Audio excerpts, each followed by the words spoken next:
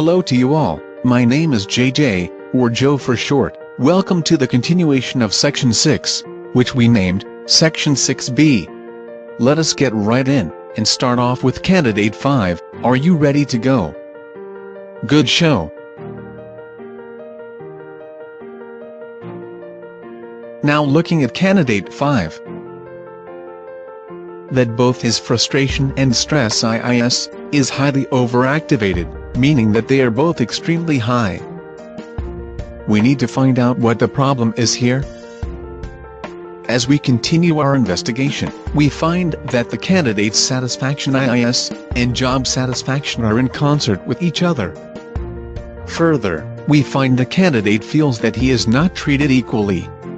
And we can see that he also has a supervisor problem. Now looking back at the candidates in the past, we find more or less the same issues. We are finding the same similarities between candidates 5, 3, 1, as indicated.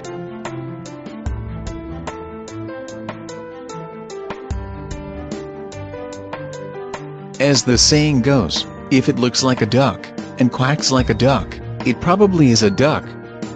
It is very likely that the supervisor is a problem. However, we need to investigate if it is the supervisor, or very likely that it could be a recruitment error. The reason for this is that we have people in the same environment with conflicting personal values. That definitely could be a very legitimate reason. That is why we need to look at the holistic picture before we get involved in perception management. Now let us get back to Candidate 5. We notice once again, the candidate's perception of a supervisor is that he is not very effective. We further notice that he believes that he is most effective, with great leadership ability. Listening skills and reliability. And notice the huge variation between his reliability and the supervisor's. Remember, the very same thing happened in Candidate 1, Candidate 3, and Candidate 7. Although, not to the same extent, Candidate 8 as well. Do you not find it very interesting to note that there seems to be synergy between the candidates? Ignoring candidates 2, 4 and 6 for a moment, and for the purpose of me explaining, we find a very similarity amongst all the other candidates. Let us take a careful look at this. We notice all the 5 out of the 8 candidates are all got a lack of satisfaction. We notice exactly the same trend with the effectiveness of supervisor.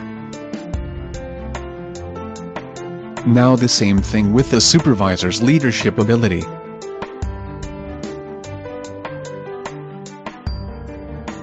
It is like clockwork, the same beat all the time, as we deal with supervisors' listening skills.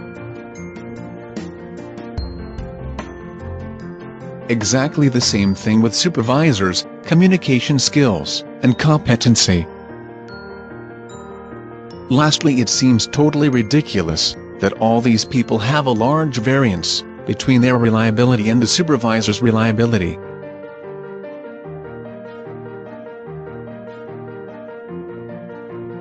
We have a difficult situation on our hands. The big question we need to ask ourselves is, what is the significant differences between Candidate 2, 4, 6, which we excluded from our last comparisons? Do we realize that the same scenario is taking place, but from the opposite perspective? We have something that becomes very worrying. And why have we got such distinct score relationships between these two different parties? Let us look at a few examples to make sure we are remaining diligent with our reasoning. Looking at job satisfaction, we find that all 3 are more than satisfied with their jobs.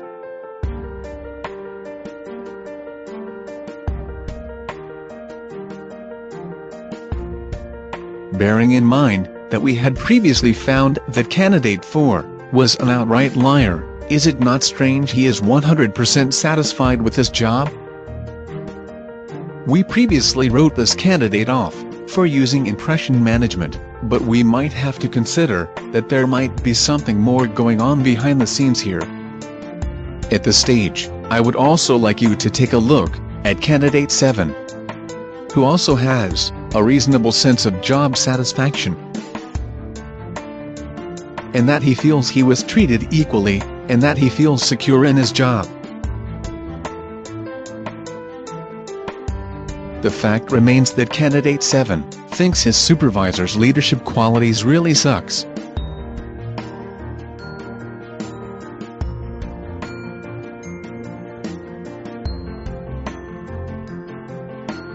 As well as the huge discrepancy in reliability, as we have seen during this audit. Now let us look lastly at candidate 8.